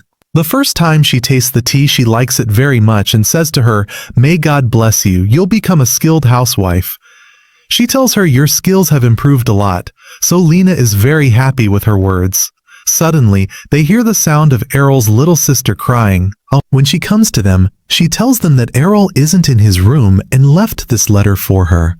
When they look at the letter he left, it's written that he left and is going to the City of Magic. His mother hugs her and says, "Don't be sad, he's wanted to go to the City of Magic for a long time to learn there, and he'll definitely be back when he's done." Lena, of course, when she sees Arel's sister sad and crying, remembers what she did in the past when she left her family and went to the City of Swords. She says, "My family must have been sad, exactly like Arel's little sister." After that, Arel's mother prepares Lena and says to her, "Don't leave like Arel, stay here with us." Lena says to her, "I still have many things I want to learn from you." Then she talks to her daughter, Mira, and says, "As long as Arel will be fine at the Magic Academy, that's the most important thing to me." After that, we go to Arel and see him sitting in the carriage. He asks the driver, "How much longer do we have?" The driver says, "About 2 to 3 days." The driver is surprised and says to him, "You're very strange. 3 years ago you went to the City of Swords, then returned to your home again, and now you want to go to the Magic Academy." A young boy sitting in the carriage named Kito says to him, "Are you coming with us to the Magic Academy to take the entrance exam there?" Arel says, "Yes, I'm going to take the exam." But Kito replies, "But you're old now. Why did you delay going to take the exams? It seems you've been taking them many times before but kept failing." A girl replies to Kito and says, "You can't talk to someone older than you like that. You have to respect him. It's enough that he's been trying all these years to pass the exam." It seems they are all convinced that Arel goes to take the academy exam and fails, which is why he's taking it at an older age. This girl's name is Kofa, and she keeps arguing with Kito until the third girl with them, named Cold, calms them down and says, "Calm down, the journey is still long, we have 2 days ahead of us. No need to argue now so early." Then Kito asks Arel, "What type of magic do you specialize in?" He says, "I specialize in red magic." Kito doesn't really understand the types of magic, but remembers his father talking to him about magic types before he left. He tells him that the magic skills anyone acquires differ from person to person.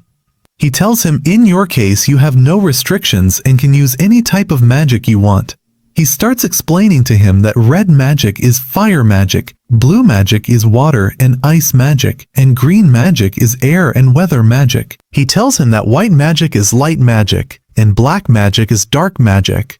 Then Arel tells Kito, "I'm not proficient in any type of these magics because I have no class." One of the girls laughs and says to Kito, "He's joking with you. It's impossible for anyone without a class to have the desire to go to the Magic Academy to take the exam there." When they don't believe him, he shows them his guild card showing he has no class.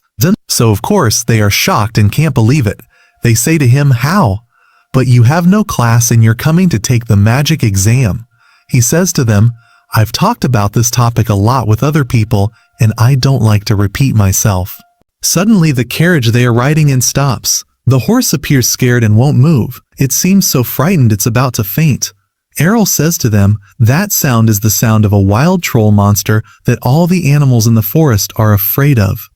Cold starts to panic and get scared, but Kofa says to her, "Calm yourself.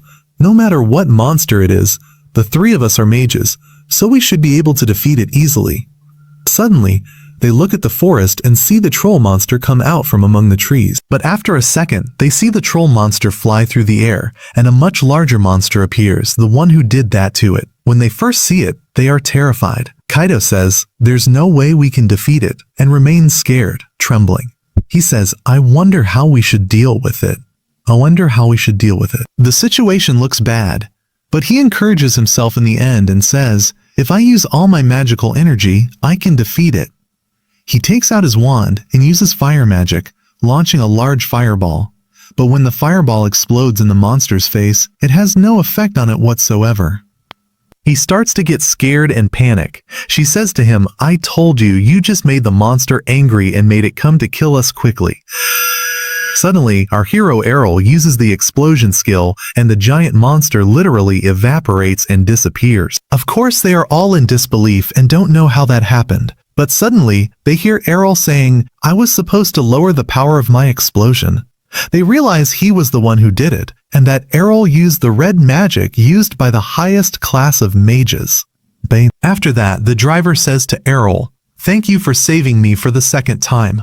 Kaido here starts apologizing to Arel and says, "I'm sorry for the way I treated you. I didn't know you were such an amazing mage." He says to him, "From now on, consider me your student because you've now become my role model, and I wish to be as strong as you one day."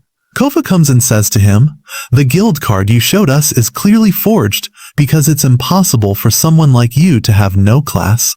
But our hero Arel ignores them and doesn't reply because he doesn't want the headache. Then they continue their journey. After 2 days, they arrive at the Magic Kingdom. When they arrive, they thank the driver. We see Kaido here hovering around Arel and doesn't want to leave him at all. So, the girls are surprised and say, "How did Kaido, the arrogant and stubborn boy, become like an obedient dog to Arel and doesn't want to leave him?" They say, "We need to watch him to find out his true story, and we don't need to tell anyone we meet that Arel possesses strong magic." When they arrive at the Magic Academy, Kaido asks him, "Are you going to take the red magic exam or which one exactly?" Arel is surprised here and says to him, "Are there many types of exams?" He says, "Yes, depending on your class. There are exams for red magic, yellow magic, and also green magic." Cold is very nervous about the exam, so Kaido starts encouraging her and says, "I don't want you to fail because if you fail, I don't want to know you again."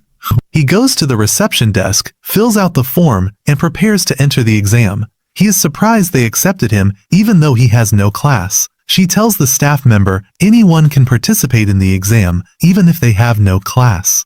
He says the situation here is different from the City of Swords and he is happy about the encounter.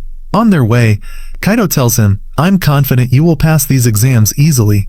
When they enter, the exam has begun. We see one of the students using fire magic and attacking a statue, succeeding in his first test. The next contestant comes who appears very arrogant. He keeps mocking all the present students saying, "Your magic is very weak compared to mine. Watch the greatness I will show now." Zun. The teacher is surprised that one of the students coming to take the exam possesses very strong magic despite his young age.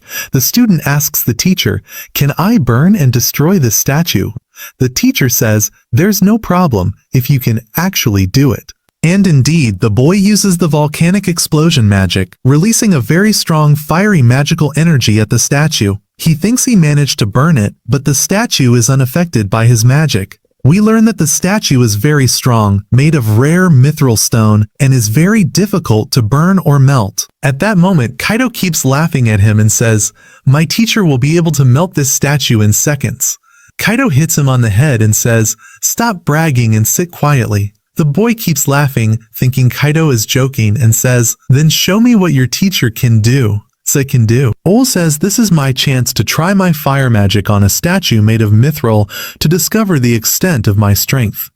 He immediately uses the volcanic explosion skill, and we see a powerful laser beam hit the head of the statue. The boy keeps laughing at Arel, saying he is weak and his magic was just a thin thread, and that the statue is standing there unharmed. But suddenly the statue starts to melt. The boy and Kaido are literally shocked. They think he is cheating in the exam, but he tells them, I used the volcanic explosion skill, but I concentrated its power and reduced its size. After that, Arel leaves them and goes to Kofa, who has just finished her exam and passed.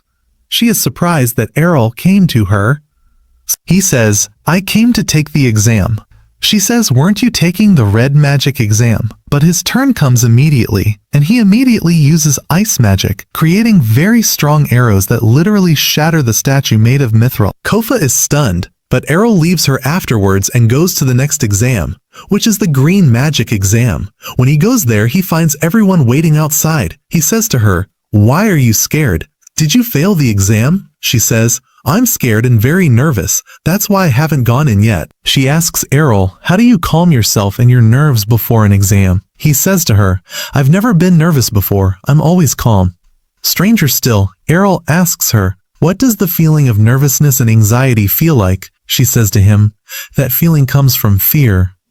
Arel then gives her some advice, saying, even if you fail the exam, you must be convinced that your life won't stop because of one failure. You must try more than once until you succeed and achieve everything you want. These words encourage her and make her dare to enter the exam. Afterwards, Arel enters the exam and uses the tornado skill, literally destroying the windmill used for the test and smashing it. After he finishes his test and passes, it's Cold's turn. The teacher tells her, you must make this windmill fly. Cold, of course, is scared and terrified, but she remembers Arel's motivating words and begins to feel encouraged. Later, we learn that Arel completed the yellow magic and white magic exams and is currently heading to begin the black magic exam. On his way, he finds a girl shouting and looking for a creature named Jory. He says to her, I heard a sound coming from that box. She runs towards the box and finally pulls out a lizard with a strange shape. Suddenly, Kido finds a skeleton talking to him from behind.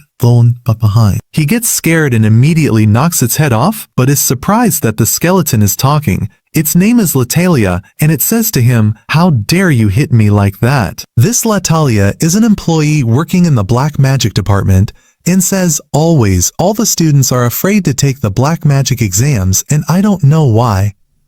After he finishes the exam, he comes out but finds Kaido and the girls calling him. When he asks them what they are arguing about, we learn the reason for the argument is that each one wants Arel to join their magic department. Each of them is trying to convince Arel that their department is the best. Here Arel calms them down and says to them, I'm not going to join just one department. I plan to study all the magic departments here at the academy. In short, he wants to learn all types of magic to become the ultimate mage king. See his friends being very shocked that he holds memberships to all the magic schools here at the academy. They are saying they can't believe that someone could succeed in all schools and be present in them all at the same time. Arel here is upset because he doesn't know how he will attend all the classes, since all the schedules are overlapping and he doesn't know how to organize them. But then Arel also notices that the exams carry high grades, so he says he doesn't necessarily have to attend the lessons, and the most important thing is to focus on the exams because they have the highest grades. But Colt tells him that he must attend the classes because the teachers give very important information, especially about magic incantations, which usually aren't found in the books. So Arel says to them the solution is simple. You attend the classes in my place and I'll borrow your notes. Of course, they all agree to help him and tell him, your wishes are our commands, you are a leader. They ask him later what he will do about the other schools they aren't in, like black magic. He tells them not to worry, black magic doesn't even have classes because Talia told him that no one attends classes there, and it's rare to find a student enrolled in the black magic school. Kaido then says to him, come on, let's go attend the first red magic class so we don't miss it. As soon as they arrive at the class, they meet the arrogant bullying student Royce. When Arel ignores him completely, Royce calls out to him and says, are you just passing by without greeting me? Then Kaido mocks him and says, don't talk to my teacher that way. But Royce retorts saying, I only lost one round, and says that his teacher Arel only won by luck, nothing more. He says it's impossible for him to possess the skill or talent that I have, and he's confident he will defeat him next time in any challenge they enter against each other. Arel says to him, "Why do we have to challenge each other? I'm not even a sorcerer anyway, and I don't have any rank or magic class." Royce is shocked and surprised by this. Then the teacher arrives and tells everyone to get to their places so they can start. But Royce immediately asks his teacher, "What is Arel's rank?" "Because he tells me he is without a class." The teacher, upon checking Arel's file, says that he is indeed without any rank or magic class at all. Royce is of course annoyed that someone without a magic class was able to defeat him in the initial tests.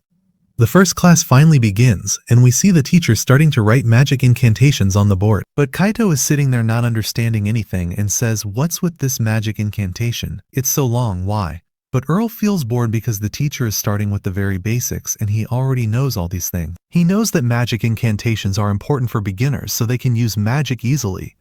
The teacher tells them, "I know learning magic incantations is difficult at first, but with time you will be able to memorize them and use them, and even develop them to strengthen yourselves." He tells them, "When your level rises, you'll find you can develop these incantations and even make very simple shortcuts to make using them easier." Kaito realizes that Arel can actually use magic without saying its incantation because his level is advanced. When Kaito gets bored attending the class, he decides to go to the Green Magic School because there is more practical training than theory there, and they are preparing to learn flight magic. He tells Colt, "I'm very excited because I don't know how to use flight magic at all." She is surprised, saying to him, "You're supposed to use advanced magic, how come you can't use flight magic? Or have you never tried?" He says to her, "When I asked my dad to teach me flight magic at home, he refused and said using flight magic is forbidden, because he's afraid his mother would hit." The teacher begins the practical training and tells them, "I want each of you to imagine yourself as a bird and just let go. You will find yourself flying. I personally have never seen easier training than this to learn how to fly." Colt, when she tries, actually starts to fly but can't control her balance and falls to the ground. Arel says, "I never imagined the flight incantation was this easy." When he sees all our classmates mocking Colt for falling, he starts to motivate her. Immediately she isn't affected by their words and decides to try again. He says to himself, "Since the struggling Colt managed to fly so easily, then it should be easy for me." He immediately uses a wind incantation, but the incantation is a bit too strong, and of course he can't control himself during the flight and immediately falls to the ground. As usual, in every school there must be a bully. A student comes to them and says, "Why are you making it so complicated for yourselves?" He tells them that flight magic is very simple and doesn't need anything, and shows them how he can fly and control himself with ease. He tells them, "I've won all the flight races held at this school." When Arel hears the word race, he doesn't know what this race is. Colt tells him it's a tournament held every year where you have to lap a specific track, and the one who completes it in the fastest time possible is the winner. This tournament is called the flight race. The student tells him, "You have to learn to fly first to participate in the tournament." The student then asks the teacher when the next race is, and they say it's in 2 months. Arel starts to get excited and decides to learn to fly quickly so he can participate in the tournament. But before the student leaves, he warns Arel, "Be careful, no matter how hard you try to learn to fly, you can never beat me in this tournament because it's my favorite tournament." He tries to find a way to learn flight magic quickly. Colt tells him, "You think 2 months is a short period?" He says to her, "On the contrary, 2 months is a very good period, and I'm confident I can learn to fly in less time than that." Later, we find that Colt and Kofa ask to meet Kaito. When Kaito comes to them, he says, "Why do you want to meet me at night?" They tell him they heard that a ghost appears at night here near the academy. Kaito at first doesn't believe it and keeps shouting. They tell him, "Lower your voice so the ghost doesn't hear." He starts to feel strange afterwards and says to them, "You definitely brought me here to help you because you're scared." Kofa also notices that Kaito started to get scared when he heard about ghosts and says, "I know you're always afraid to enter the bathroom alone at night because you're afraid of ghosts." But Kaito says to her, "That was in the past. Now I'm not afraid because I'm a great sorcerer." And as usual, the two of them start bickering loudly. Then Colt starts to calm them down so the ghost doesn't hear them. But suddenly they notice that there is indeed a ghost moving behind them near the window coming towards them. They see Kaito and Kofa are very scared and start screaming. Colt of course didn't notice because her back was to the window, but when they warn her, they all notice it. Suddenly a masked person enters and puts his hand on Colt's mouth so she doesn't scream. Kaito here says to him, "Get away from her and let her go." He tries to use his fire magic, but of course he's scared and terrified and might mess it up. We then learn that this masked person is Arel. He says to them, "What are you doing here?" Kofa yells at him, "What are you doing here at night?" He tells them, "I'm training in magic right now," and shows them that he now has the ability to fly and has learned it. He tells them, Every night I train myself in flight magic to master it in a very short time so I can participate in the competition. They say to him, so all the sounds we've been hearing lately weren't ghosts, it was you? Arel tells them, I don't want to waste any time at all, and I try to learn a new skill every day, even when I'm sleeping. We learn that even while sleeping, he starts training his mana control. Mashallah, Arel doesn't waste any time at all, even while sleeping. And as usual, his words motivate Kaito greatly, so he says to him, from now on, I won't sleep much like you, and I'll try to develop my magic skills every day. After he leaves them, sleep doesn't come to him, so he decides to go to the Black Magic School and requests membership to enter their library. Tala says to him, what do you want to do in the library? He says to her, your library is full of books with very important and valuable information, and I'd like to learn them. The next day, when he attends the new class, we see him stop his teacher and tell him there is a mistake in the incantation he wrote. The teacher is surprised because it's the first time a student has stopped him and said he has errors. The teacher says to Arel, come fix it. And indeed, Arel writes the same incantation as his, and not only that, but he also writes a shortcut for it. When the teacher reads the incantation, he finds it similar to his own, and he can even shorten it. The teacher says, they say your skills are very high, but the incantation you wrote is dangerous as anyone can use it because it might cause a big explosion. Kaito says to him, be careful, man, Arel, I don't want to use an incantation that hurts me later. Arel says to him, don't be afraid, if you get used to it, you'll be able to use it easily. The teacher then says to him, you seem like a tough guy who understands incantations well. What do you say we give you a small test? If you pass, you'll be promoted directly to the second year. Of course, Arel agrees. But the student Royce is very upset and asks the teacher to also participate in the test. If he passes, he should be promoted too. The teacher agrees and takes both of them to the test arena. In front of them is a very large corridor, and at the end of this corridor is a cell. This cell is opened and a monster comes out. The task is to finish off this monster from a distance using magic. If you fail to finish it off or let the monster get close to you, then you have failed the test. Royce gets excited and decides to go first. He goes down to the fighting arena very excited. Immediately the cell is opened and the Mundora monster comes out, which looks like a wild bull. Immediately the bull charges at Royce. Royce then uses fire magic and keeps attacking it, but the monitor monster manages to dodge all his attacks. Arel is surprised that the fire magic he is using is much stronger than what he used in the test. The teacher tells him that student Royce's level is increasing greatly, but he has a problem. He is always hasty and attacks randomly without planning at all. He says he needs a lot of experience to pass this test. Despite Royce's attempts to hit the monitor monster, he fails to land a single blow on it. Then the monitor monster gets close to him and prepares to deliver the final blow. But suddenly the monitor monster disappears from in front of him in seconds, and Royce falls to the ground out of fear. When he asks how the monster disappeared from in front of him so suddenly, the teacher says, you are now in the school of sorcerers and it's impossible for us to let our students get hurt. Of course, he is upset that he lost the test. The teacher says, I definitely know your level, why did I let you enter this test? He realizes the teacher did this to make him reconsider his approach and start developing himself to pass these tests easily later. The teacher tells him that students need to study for at least 2 years to pass this test, and he is confident that Royce can pass it in less time than that. Then it's our hero Arel's turn. He goes down to the fighting arena and the cell is opened. But what comes out isn't the monitor monster that came out for Royce. This is a monster evolved from the monitor and much stronger. This makes Arel ask, aren't we supposed to be taking the same test? Suddenly, an employee arrives and tells the teacher that a mistake has occurred and the monsters were switched.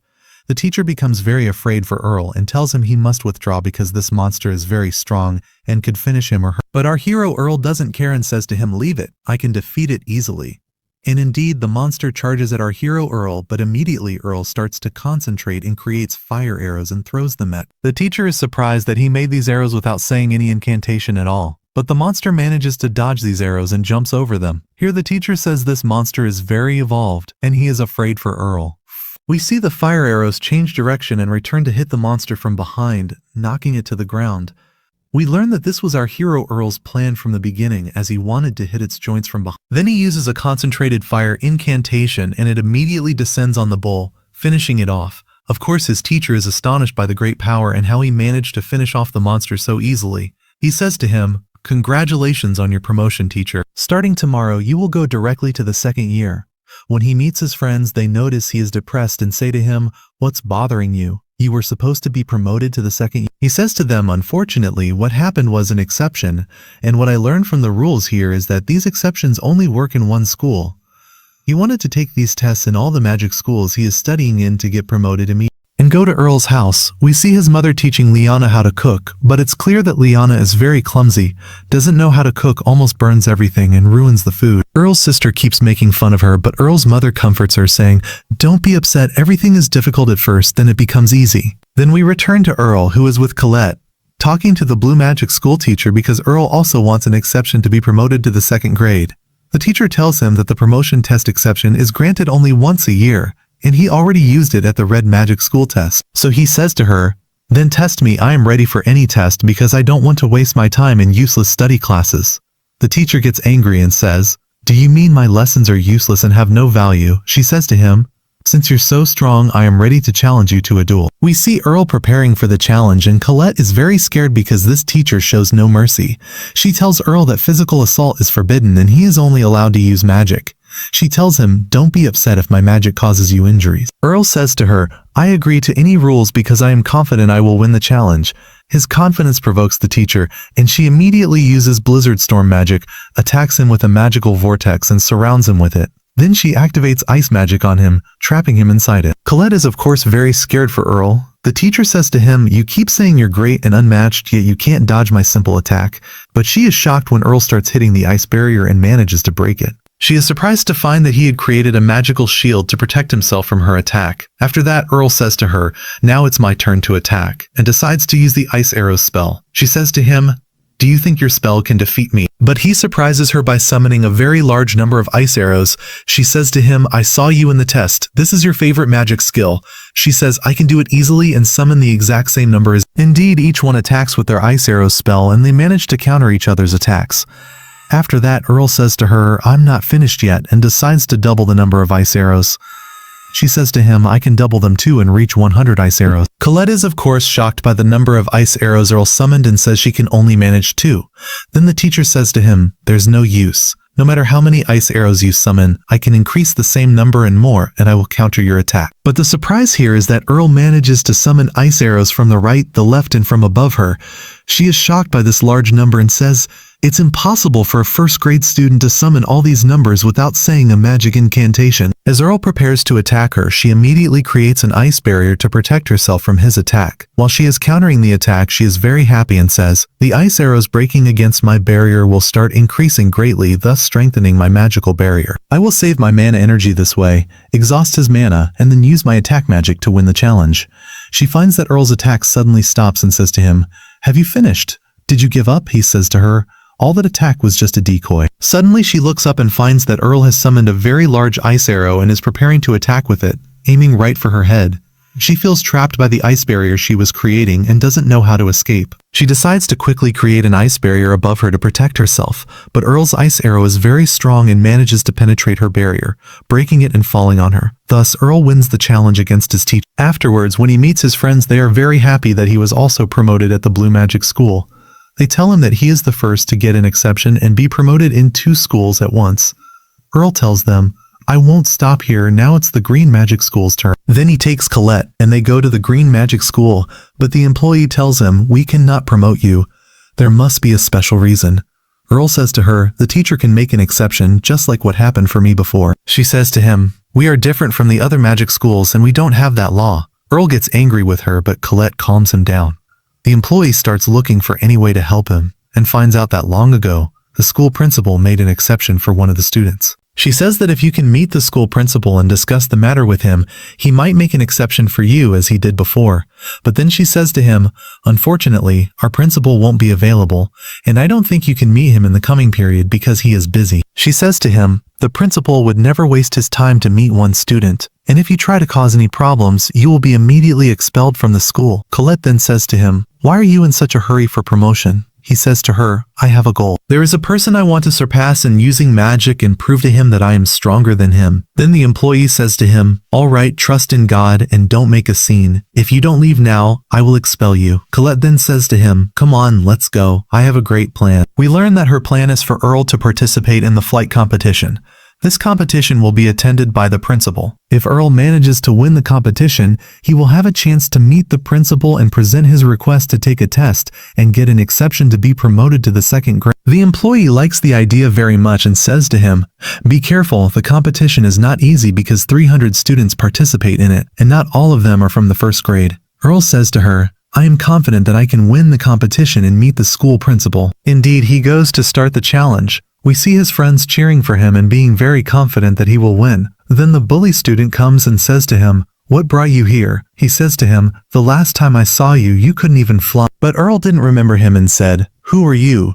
The student gets very upset and says to him, "You'll know who I am well when I win the champion." We see the commentator saying that this competition includes students from the first, second, and third years, and the competition this year will be very fierce. We learn that the conditions of the competition require them to pass through the main gate of the Magic City, go around it until they return to the starting point again. Present at the competition, of course, is the principal of the Green Magic School, along with a group of observers, including one who is handsome, and all the girls like him and are infatuated with. Here, when Kaido finds that Colette and the others are admiring the teacher and not cheering for Arel, he keeps shouting at them, telling them to focus on the competition, and starts cheering for Arel, saying, "You are like me and my highest role model, and I don't want you to lose any challenge." The flight competition begins, and we see the 300 competitors starting to fly. They start bumping into each other, and some of them fall. The audience is cheering, and the commentator says that this competition will be different because there are new competitors we are seeing for the first time. Then we see one of the students who couldn't control himself and fell to the ground. After that, they notice that only 15 students are in the lead. The one currently in first place is the student Diani, who is from the third grade. This student has won all the races she participated in before, and it is expected that she will be first and win the competition. Then we see the bully student flying, and Arel comes right next to him. He is surprised by his speed and says to him, "How can you fly at the same level as me?" Arel says to him, "By the way, I haven't used my full power until now, but I don't want to consume my mana energy quickly." The boy gets angry and says to him, "By the way, I'm like you two, and I don't want to use all my energy and I can increase my speed normally." They then reach the stage where they exit through the gate and are supposed to control their speed to be able to turn left without losing their balance. The first group to exit cannot control themselves and immediately fall into the water, but the bully student manages to control his speed and can turn left without falling. He is surprised for the second time that Arel reached him easily, thinking he had fallen into the water when he exited. We see the group led by Diani managing to exit the gate easily and still maintaining their position in first place. At that moment, the handsome observer is surprised that students still in their first year could reach this advanced stage of the race, but he still expects student Diani to win. But immediately, Arel and the bully student manage to catch up to her. The bully student says to her, "I am the one who will win the race." She is surprised that they are still continuing until now, so she laughs at them and says, "I haven't increased my speed yet." Indeed, she increases her speed and flies faster than before. Arel is forced to increase his speed as well. The bully student is surprised that both of them have outpaced him, and he of course cannot increase his speed and his mana energy begins to weaken, and he feels tired. Then we see that Arel managed to reach next to student Diani, but he had used his maximum speed and couldn't increase it further. Oh dare. This way he says, "I won't be able to beat her," and says 2 months is too short a time to increase my flight skill and speed. At that moment, student Diani increases her speed and races ahead.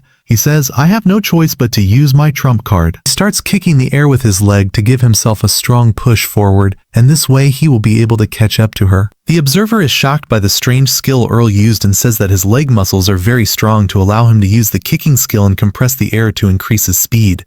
He says, "The first time I've seen anyone use this skill." Indeed, Arel manages to catch up to her and increases his speed noticeably.